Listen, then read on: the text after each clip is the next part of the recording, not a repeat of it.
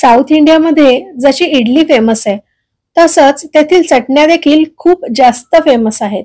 इडली बरोबर तिथे अनेक प्रकारच्या चटण्या खाल्ल्या जातात आणि त्यातीलच एक फेमस चटणी आपण करणार आहोत, ती म्हणजे कांद्याची चटणी. आणि ही चटणी केली जाते तिथे मिळणाऱ्या खास छोट्या आकाराच्या कांद्यांपासून. चला तर मग ही साऊथ इंडियाची फेमस कांद्याची चटणी बनवायला सुरुवात करूया. नमस्कार, मी अमिता. पालकर्स किचन मध्ये तुम्हा सगळ्यांचं खूप मनापासून स्वागत. ही कांद्याची चटणी बनवण्यासाठी मी इथे पॅन तापत ठेवलेला आहे आणि त्यामध्ये थोडंसं तेल घालून एक चमचाभर उडीद डाळ मी त्यामध्ये घातली आहे. आणि आपल्याला तेवढीच घालायची आहे चण्याची डाळ. उडदाची डाळ आणि चण्याची डाळ आपल्याला छानपैकी भाजून घ्यायची आहे. साऊथ इंडियन कुठलाही पदार्थ असला तरी त्यामध्ये उडीद डाळ किंवा चणा डाळ ह्याचा अगदी सर्रास वापर केला जातो.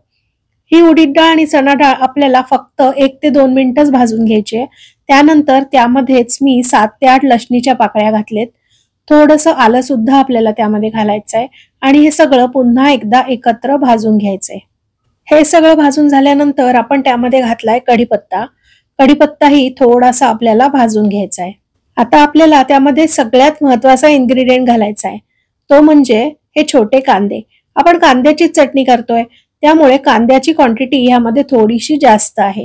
हे 1/2 किलो कांदे मी घेतलेले आहेत आणि ते सुद्धा आपल्याला छानपैकी परतून घ्यायचे.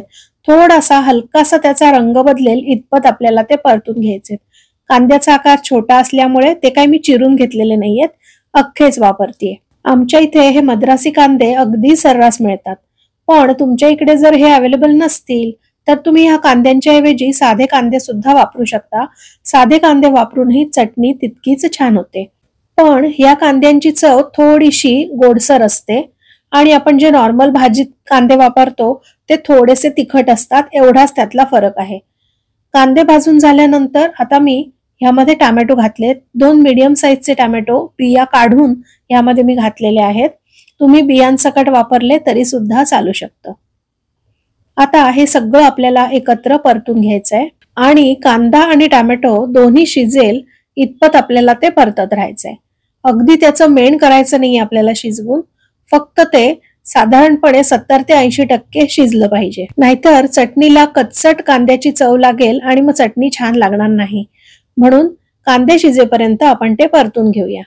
आणि हे सगळं परतून झाल्यानंतर आपल्याला यामध्ये घालायचे आहेत या सुक्या मिरच्या. या साधारण 12 ते 15 सुक्या मिरच्या आहेत. त्या मी तासभर पाण्यात भिजवून ठेवल्या होत्या आणि ह्या भिजवलेल्या मिरच्या आपल्याला यामध्ये घालायच्या आहेत. मिरच्या भिजवून का घ्यायच्या, तर आपण तशाच सुक्या मिरच्या घातल्या तर चटणीला रंग चांगला येत नाही. म्हणून साधारण तासभर त्या भिजवून ठेवायच्या आणि मग घालायच्या, की जेणेकरून चटणी खूप छान लाल रंगाची होईल. त्याचा रंग चांगला यावा म्हणून मी इथे काश्मीरी लाल मिरच्या वापरलेल्या आहेत. पण तुम्हाला जर तिखट चटणी आवडत असेल तर तुम्ही साध्या कुठल्याही दुसऱ्या तिखट मिरच्या वापरल्यात तरी सुद्धा चालू शकतं, काहीच हरकत नाही. आता हे मिरच्या घालून झाल्यावर पुन्हा एकदा आपल्याला 3 ते 4 मिनिटं हे परतून घ्यायचंय. आता 3 ते 4 मिनिटं झालेली आहेत आणि मी गॅस बंद केलेला आहे. तुम्ही बघू शकताय कांद्याचा रंग पूर्णपणे बदललेला आहे. आता हे सगळं मिश्रण आपल्याला गार करून घ्यायचंय आणि गार झाल्यानंतरच आपण मिक्सरच्या भांड्यात घालून त्याची चटणी वाटून घेणार आहोत. आता हे गार झाल्यानंतर अशा प्रकारे मी मिक्सरच्या भांड्यात घातलेलं आहे आणि ही चटणी वाटताना आपल्याला त्यामध्ये थोडंसं पाणी सुद्धा घालायचं आहे, कारण आपण त्यामध्ये चणा डाळ आणि उडीद डाळ वापरलेली आहे. ती पाणी घातल्याशिवाय छानपैकी दळली जाणार नाही. म्हणूनच पाणी घालून आपण हे अर्धवट असं वाटून घेतलेलं आहे. अर्धवट वाटून झाल्यानंतर आपल्याला त्यामध्ये मीठ घालायचं आहे, कारण तरच आपल्याला मिठाचा अंदाज योग्य येणार आहे. आणि मीठ घालून पुन्हा एकदा ते मी दळून घेतलेलं आहे. आणि अशा प्रकारे ही कांद्याची चटणी आता तयार आहे. पण ती आणखीन छान लागण्यासाठी आपण त्याला फोडणी देणार आहोत. त्यामुळे तेल गरम करून फोडणीमध्ये मी मोहरी घातलेली आहे, हिंग घातलेला आहे आणि कढीपत्ता घातलेला आहे. आणि मोहरी, हिंग आणि कढीपत्त्याची अशी मस्त खमखमीत फोडणी आपण त्यावरनं घालणार आहोत. आणि फोडणी देऊन झाल्यानंतर मस्त अशी चविष्ट कांद्याची चटणी खाण्यासाठी तयार आहे. ही चटणी तुम्ही इडली, डोसा, उत्तप्पा, अप्पे कशासोबतही खाऊ शकता. ती अप्रतिम लागते. आणि ही चटणी तुम्ही 4 ते 5 दिवस फ्रीजमध्ये टिकवूनही ठेवू शकता. पण त्यापेक्षा जास्त काही ही चटणी फ्रीजमध्ये टिकणार नाही, कारण ही कांद्याची आहे, ती लवकर खराब होईल.